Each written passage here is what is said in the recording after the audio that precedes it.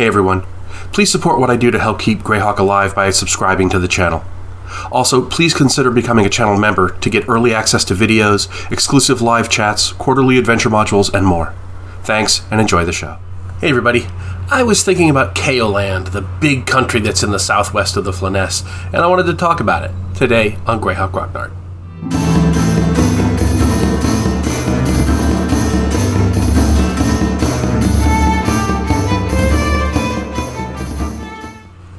So, Keoland is that big country, the big kingdom that's in the southwest of the Flanaess in what is known as the Sheldamar Valley. And it is off this map, it's off to the west.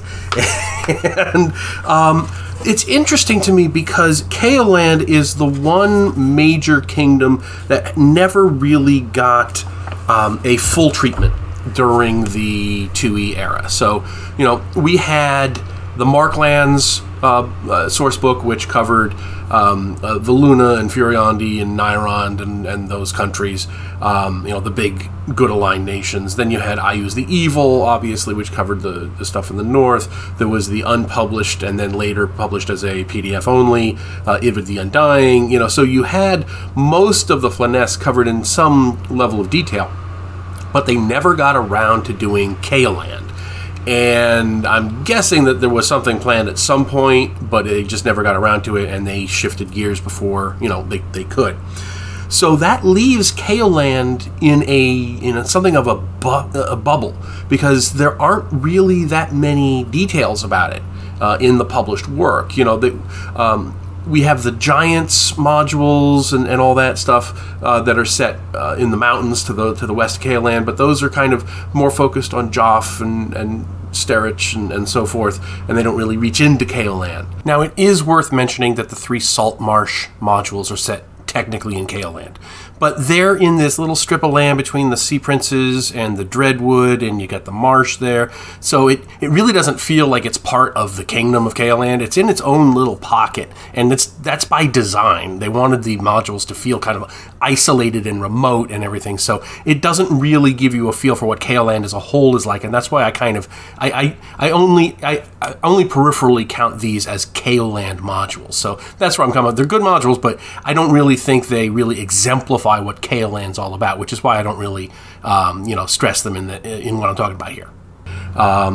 We do have a pretty extensive treatment of it in the guide. I'm just going to skim over some of the most important parts.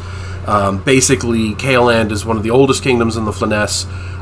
It's a good kingdom, but for a while, between about 200 years ago, it entered into an imperial phase where they went to war against Ket, they went to war against Valuna, they were oppressive against the demi-humans and the humans in the west and so forth, and that lasted for about 100 years. About 100 years? Yeah, about 100 years. And then the king at the time was slain in the siege of Westkeep down in the Sea Princes. His son came to the throne and basically immediately reversed the warlike policy. By that time, the Ulic states had left. The yeomanry was recognized as an independent state. The other states had got more independence, even if they were still technically under the king. But everything basically went back to normal, and that's about it. We get this arc of good, and then it gets into not quite evil, but definitely expansionist, imperialist, and then back to good, and that's it. And it amazes me that there aren't any major adventure modules set there. There aren't any, obviously, as I said, there aren't any source books. And it leaves Keoland as a great opportunity for a DM to set a campaign there, because there really is this blank canvas that you really don't see in most other parts of the Flanaess. So you could have all kinds of things. You could have intrigues within the royal court. You could have, cults and things operating to try to take down the king. You could have greedy nobles and so forth. There's all kinds of opportunities there because it hasn't been described at all in any great detail. You've got something similar when they first rolled out the Forgotten Realms in the gray box. They had said that one of the kingdoms, I think it's Sembia, but I might be wrong, was going to be left alone. So the DM could do it. Could do whatever they wanted with it. And then, of course, within a couple of years, that went out the window and they did a whole big Sembia thing.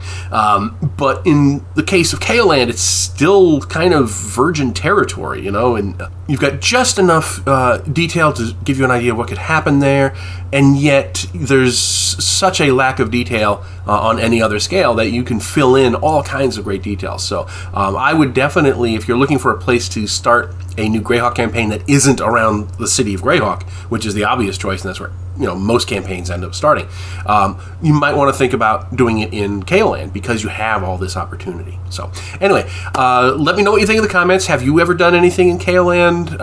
I'd love to hear your experiences as a DM or a player of what was going on in your campaign there. So hope you're all having a wonderful day, and I will talk to you later. Thanks for watching today's video. Please remember to hit the like button and subscribe to the channel. Below you'll find links to my Patreon, which helps make these videos possible. You'll also find the web store where you can buy my books, and my blog where you'll find all sorts of free downloads and other articles. Thanks, and have a great day.